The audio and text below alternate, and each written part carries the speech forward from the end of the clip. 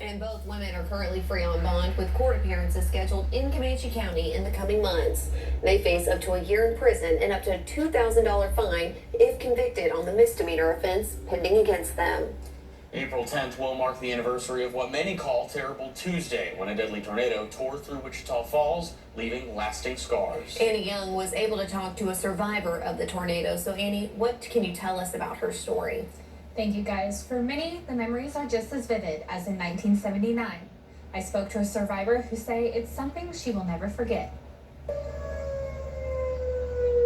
It came fast and without mercy. On April 10th, 1979, an F4 tornado tore through Wichita Falls, hitting areas near Southwest Parkway and Memorial Stadium, leaving a path of destruction. In just minutes, entire neighborhoods were gone, including Sylvia Good's home, who lived off of Rainbow Drive. It was very creepy still. It was just weird and unusual, and you think, what's going on today? 5 minutes later, and boom. I was looking out the living room windows, and that's the last thing I remember. Homes ripped apart and families separated. Got up, no house. Got a house, nothing left.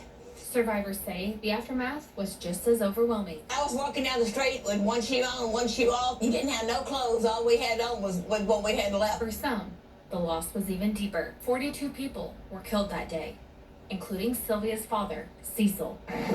Don't ever estimate the weather. And decades later, the pain has not fully faded. We felt like we was all out of place. But with time comes perspective. You never know what it's going to do. You never know what's going to happen. But you appreciate things better. Even decades later, Terrible Tuesday isn't just history. It's a reminder of loss, resilience, and how quickly everything can change. And while Wichita Falls has rebuilt, the memories of Terrible Tuesday remain a reminder of just how powerful and unpredictable nature can be. A day that changed Wichita Falls forever, and one that will not be forgotten. That's right. It doesn't matter how much time goes by. That's something that sticks with you forever. We can only imagine what everyone endured that day. All right, Annie, thank you so much for bringing us her story tonight. All right, now let's check in with Chief Meteorologist Michael Bolin for a look at the forecast. And Michael, we've settled into some nice spring weather over the last few days. Yeah, today was fantastic, and we really have a lot of great weather here as we go throughout the rest of this week. You look at the satellite radar right now, we do see an increase in cloud cover coming through overnight tonight. We'll see that cloud cover continue to persist into the day for tomorrow, with partly to mostly cloudy skies continuing. Temperatures outside right now are 52 degrees in Wichita Falls, 63 for DFW and Midland, 55 down towards Austin, 52 in Oklahoma City. Thanks to the cloud cover overnight tonight, we're not going to cool down too quickly. We will stall out in the 40s here as we go into tomorrow. Mornings here, dew points are down to the 30s, 40s, and 20s here across the region, so it should be a pretty comfortable day. So looking ahead, though, we do have a fantastic week of weather ahead. Storm chances do return here as we go into the weekend, and severe weather potential is also returning, though. So we'll talk all about that coming up here in a few minutes, guys. All right, sounds good, Michael. Thank you so much. As a reminder, you can be more prepared for severe weather season by catching our Ahead of the Storm broadcast this week. The hour-long special will be airing every Friday, starting this Friday, all throughout the month of April. The 90-minute broadcast can be watched over on our KFDX Plus Smart TV app. You can do that Friday evenings at 8 o'clock. On other news tonight, the trial for 23-year-old Crelly Haynes starts this week in Central Texas. Haynes is charged with murder for the 2023 death of 16-year-old Zarek McMeekin. Haynes allegedly sold McMeekin pills laced with fentanyl, which McMeekin overdosed on. Haynes is charged under a 2.5-year-old law allowing prosecutors to charge fentanyl dealers with murder if they sell a lethal dose of the drug. Adam Schwager explains how this law is being implemented and why McMeekin's family thinks it's a good thing. We love him and we miss him a lot. December 16th, 2023, shatter Martha Ledesma's life. Came home from work and, going to check up on my son, and he's passed away, right before Christmas also. Couldn't even open his Christmas gifts or anything. Her son, Zarek McMeekin, dead at 16. A small pill laced with heroin and fentanyl took his life. I just keep telling myself that he's gonna walk through the door at any moment. At the Williamson County Courthouse jury selection for the man accused of selling the pill, Crowley Haynes is charged with first-degree murder. If convicted, he faces 5 to 99 years in prison. In 2023, the Texas legislature allowed prosecutors to charge fentanyl dealers with murder if fentanyl they sold kills someone. We're definitely seeing more states enacting laws to allow for these charges. According to a Temple University study, Texas was one of 8 states to add a drug-induced homicide law between 2018 and 2023. Law professor Talida El-Sabali says the data on the law's effectiveness is sparse. She cites an analysis into New Jersey's law. What we're seeing is the opposite, which is that there are increases in overdose deaths after increased numbers of convictions. In a statement, Haynes' attorney said, quote, "The new Texas law regarding charging murder in fentanyl cases is severe. Crowley has no prior criminal record."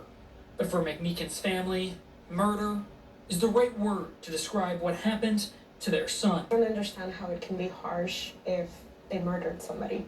Life has just become devalued, especially with, been complaining that it's too harsh and stuff like that. It doesn't make sense. In Austin, I'm Adam Schwager. And Nexstar reached out to both the Williamson County District Attorney's Office and the attorneys for Haynes. Haynes' attorneys declined to comment until the trial is over. The Williamson County District Attorney's Office did not respond to the request either. Here at home, South Weeks Park could soon be renamed to honor fallen firefighter Kelly Crush. For those of you who don't know, Crush was diagnosed with Lou Gehrig's disease in 2008. Instead of stepping away from the public, he captivated people all across the nation as a speaker, advocating for people with muscular dystrophy. And Crush, unfortunately, passed away in 2012. The park is right next to Station 8, where Crush served a majority of his 20-year career. We'll have the latest on the decision during tomorrow's City Council meeting on air and online. And tickets are still available as we are less than a week away from the 10th Annual Crawfish and Cannons event happening at Fort Belknap.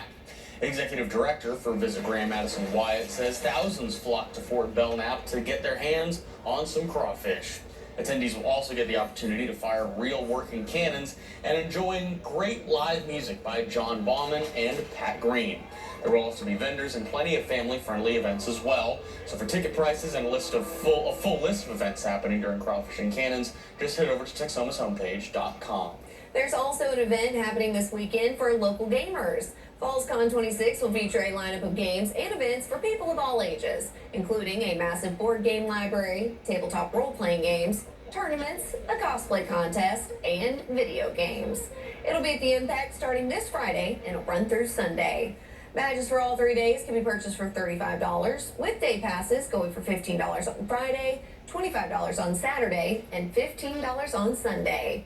For a link to purchase a day pass or weekend badge, just head on over to the FallsCon Facebook page.